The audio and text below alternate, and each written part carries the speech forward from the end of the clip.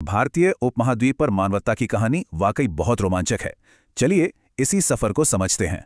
तो सवाल यह है कि ये प्राचीन जमीन बनी कैसे और कौन थे वो जिन्होंने यहाँ पहला कदम रखा।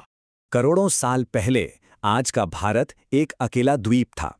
ये समंदर में धीरे धीरे उत्तर की ओर खिसक रहा था। और फिर हुई वो जबरदस्त टक्कर। इसी से जन्म हुआ दुनिया की सबसे ऊंची पर्वत श्रृंखला हिमालय का। हिमालय की बर्फ पिघली, नदियां बनी और देखते ही देखते ये बंजर जमीन एक हरे भरे स्वर्ग में बदल गई। उस वक्त यहाँ राज था विशालकाय जानवरों का, जैसे स्टेगोडॉन। सोचिए, जिसके दांत ही 10 फुट लंबे थे। और फिर लगभग इसी समय अफ्रीका से एक नई प्रजाति यहाँ पहुंची। ये थे निडर होमो इरेक्टस। नर्मदा मानव की खोपड़ी जैसे सबूत हमें बताते हैं कि ये पहले इंसान आखिर दिखते कैसे थे। सिर्फ एक पत्थर की कुल्हाड़ी के सहारे इन्होंने 10 लाख साल तक भारत के जंगलों पर राज किया।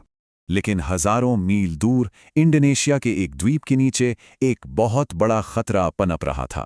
टोबा सुपर ज्वालामुखी फट पड़ा और उसकी राख ने पूरे उपमहाद्वीप को एक मोटी चादर से ढक दिया।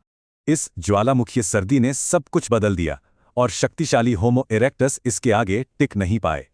उधर अफ्रीका में हमारे अपने पूर्वज होमोसेपियंस भूखमरी से जूझ रहे थे। अब उन्हें एक फैसला लेना था। और यहीं से शुरू हुआ शायद मानव इतिहास का सबसे मुश्किल और लंबा सफर। जब वो यहां पहुंचे तो जमीन राख से दोबारा जिंदा हो चुकी थी, मतलब बेहद उपजाऊ।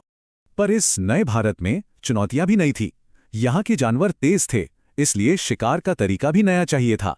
तो उन्होंने बनाए माइक्रोलिथ्स। ये छोटे नुकीले पत्थर थे जिनसे दूर से निशाना लगाना मुमकिन हो गया।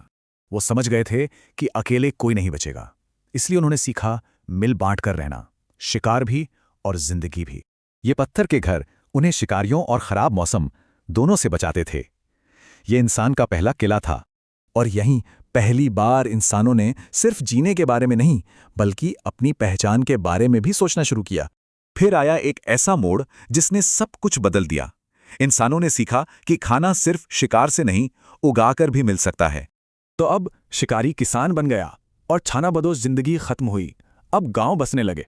और इन्हीं गांवों से उभरी सिंधु घाटी सभ्यता। इन्होंने ऐसे शहर बनाए जिनकी प्लानिंग आज भी हैरान करती है।